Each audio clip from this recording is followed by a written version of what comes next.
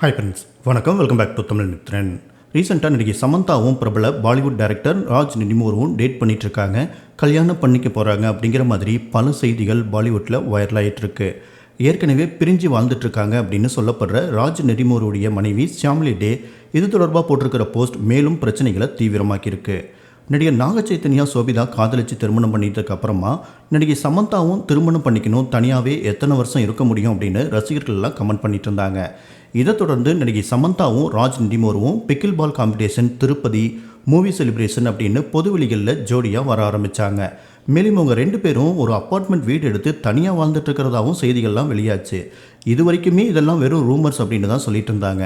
அதாவது திருப்பதிக்கு ஒன்றா போனப்போ கூட இது நட்பாக தான் இருக்கும் அப்படின்னு சொல்லிட்டு இருந்தாங்க. இதை தொடர்ந்து சமந்தா தன்னுடைய ஓன் ப்ரொடக்ஷனில் சுபம் அப்படிங்கிற படத்தை தயாரித்து ரிலீஸ் பண்ணியிருக்காங்க. இந்த படத்துடைய ப்ரொமோஷன் போஸ்ட் ஒன்று போட்டப்போ அதில் சமந்தாவும் ராஜ் நிடிமூரும் கொஞ்சம் நெருக்கமாக இருக்கிற மாதிரி போஸ்ட் போட்டிருந்தாங்க. மேலும் இதோடு சேர்த்து சமந்தாவுடைய அம்மா இந்த படம் பற்றி பேசியிருந்த வீடியோவையும் அதில் ஆட் பண்ணியிருந்தாங்க. இந்த வீடியோவை சமந்தாவும் ராஜ் நிடிமூரும் தான் சேர்ந்து எடுத்திருக்காங்க.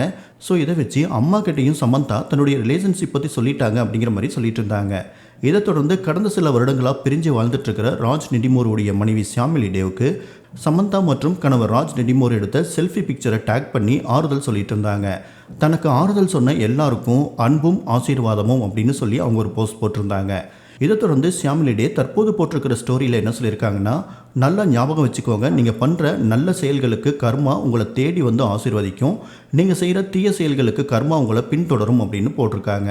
அதாவது சமந்தாவை தான் ஷியாமிலி டே இன்டைரக்டாக இப்படி சொல்லியிருக்காங்க. குறிப்பாக பல மாதங்களாக எந்த ஒரு ஸ்டோரியும் இன்ஸ்டாவில் ஷேர் பண்ணாதவங்க சமந்தா இவங்க லைஃப்பில் வந்ததுக்கு அப்புறமா தான் இப்படிலாம் போஸ்ட் போட்டிருக்காங்க அப்படின்னு சொல்லிட்டு இருக்காங்க. நாக சைத்தன்யா சோபிதா திருமணம் பண்ணப்ப சோபிதா தான் சமந்தா வாழ்க்கையை கெடுத்துட்டாங்க, இவங்களோட தொடர்பு தான் சமந்தாவுடைய விவாகரத்துக்கே காரணம் அப்படிங்கிற மாதிரிலாம் சொல்லிட்டு இருந்தாங்க. ஆனால் இப்போது அதே தவிர தான் சமந்தாவும் பண்ணிட்டு இருக்காங்க அப்படின்னு நெட்டிசன்கள் குற்றச்சாட்டு வச்சுட்டு இருக்காங்க.